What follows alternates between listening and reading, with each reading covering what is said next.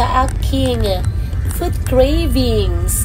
Yes, and this time kagagaling lang namin sa dagat kung saan nanguha kami ng mga talaba at mga tulya.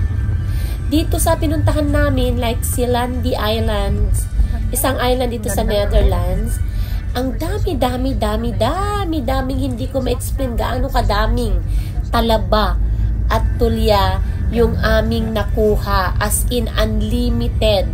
Kunin mo yung kaya mong iuwi. Pero syempre mabigat yung talaba kasi meron siyang shells. So, iyon, pinili ko na lang yung mga iuwi namin. And super duper nag-enjoy kami. And sa lakad namin ito, ang dami naming mga bagong kaibigan na kung saan ngayon lang namin nakilala. And alam nyo naman, basta mga Pinoy, number 1 talaga yan sa pakikisama. And ang dami kong natutunan sa kanila. Ang tagal-tagal na nila dito sa sa kanilang second home dito sa Belgium.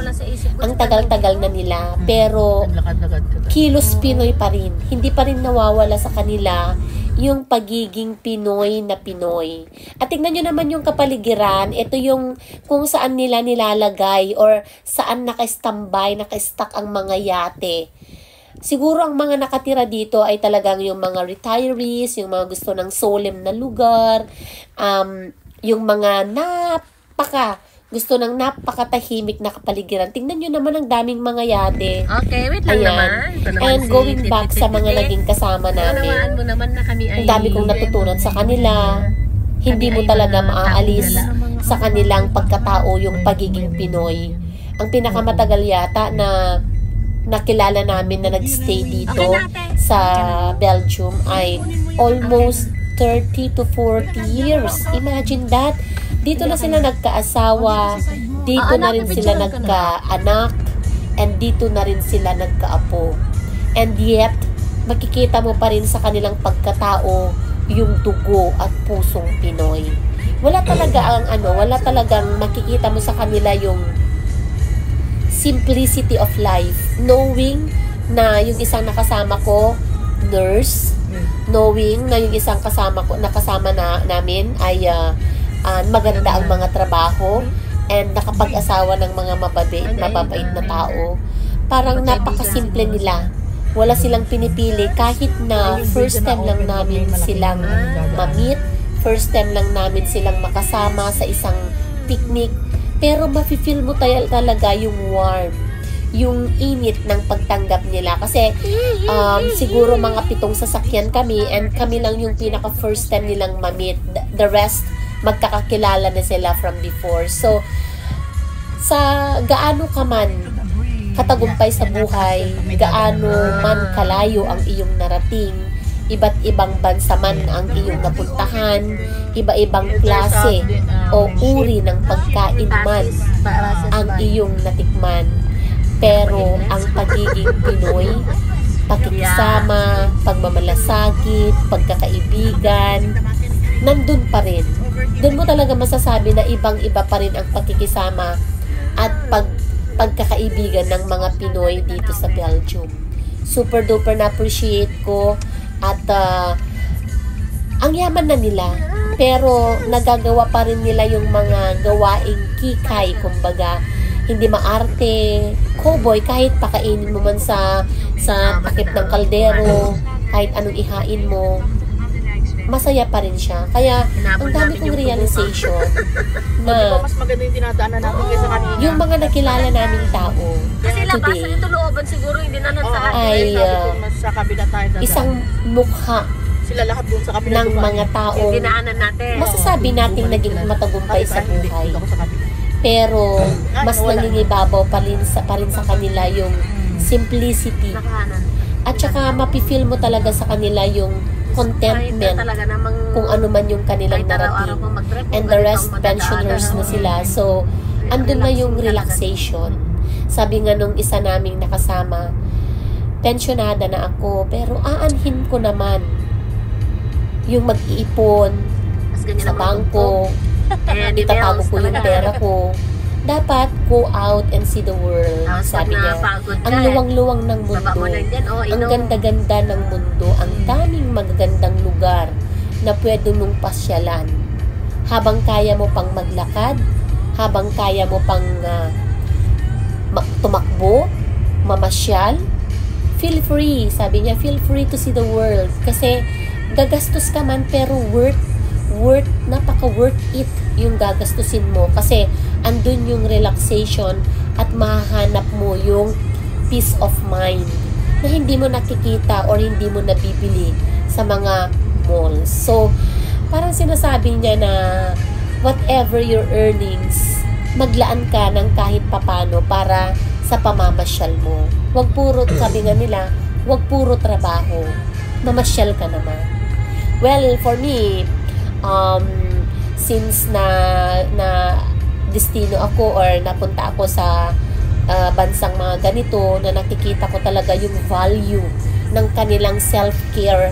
Mayroon silang time sa kanilang sarili kasi most of here na tao rito, almost lahat ay meron silang Saturday and Sunday para mag-relax. Yun yung family day na tinatawag nila, and walang magtratrabaho sa mga pagkakataon na yun unless siguro mga emergency or yung mga nasa hospitals or nasa mga home care, ganon. Pero almost lahat ng mga nagtratrabaho dito ay meron silang Saturday and Sunday off, which is yun naman yung moment mo para i-improve yung self mo. It's your choice. Kung off mo ay manatili ka lang sa iyong bahay at magpahinga at magluto and mag-relax, or lumabas ka rin para tignan mo ang kagandahan ng mundo. Kaya sa mga kagaya ko na nagtatrabaho pa rin, make a choice. Mga kapatid, make a choice. Kung kayo ba ay mag-iipon sa bangko. Hindi ko po sinasabing hindi masama ang mag-ipon, but always choose moments and memories na hindi mabibili ng pera. Iyan.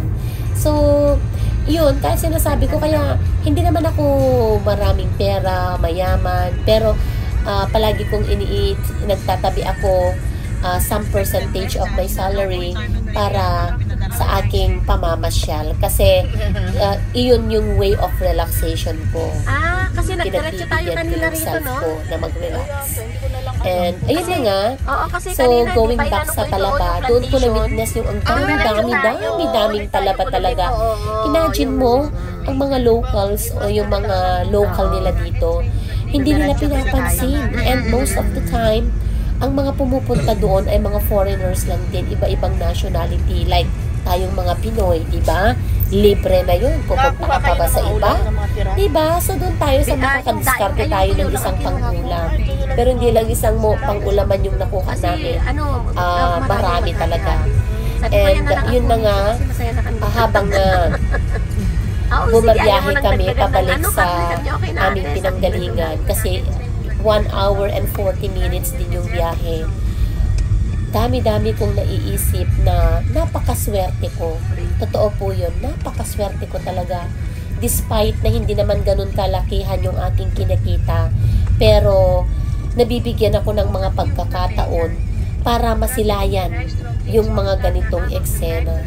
And masasabi ko sa aking sarili na thank you Lord sa isa na namang paglalakbay na alam kong tatatak sa aking kaisipan, na kahit na siguro matagal-tagal bago kami bumalik, kasi during summer lang kasi ito mga kapatid, yung pagpunta namin sa island na yun, every summer lang, kasi of course dito sa Europe ay iba-iba yung kanilang season. Summer ngayon nila, so nagkataon naman na low tide and summer, doon kami pumunta at nagpicnic na rin. And nagkantahan, nagsayawan, nagkwentuhan, nag-share ng mga buhay-buhay. And nung bumaba na yung tubig, nag-low tide na siya, doon na kami nag-start na mag-clams and oyster hunting. Actually, hindi mo na hinahunt kasi andun na siya eh. Exposed na sila. Mas madali yung So, bumalik. Oh, mas may ganun, no? Huwag nating tipirin yung Kaya ating lang, mga syempre, mas may sarili. view. Bigyan natin ng chance na ma-experience natin yung mga bagay-bagay na nakaka-improve sa ating Saan tayo pinapadaan? self.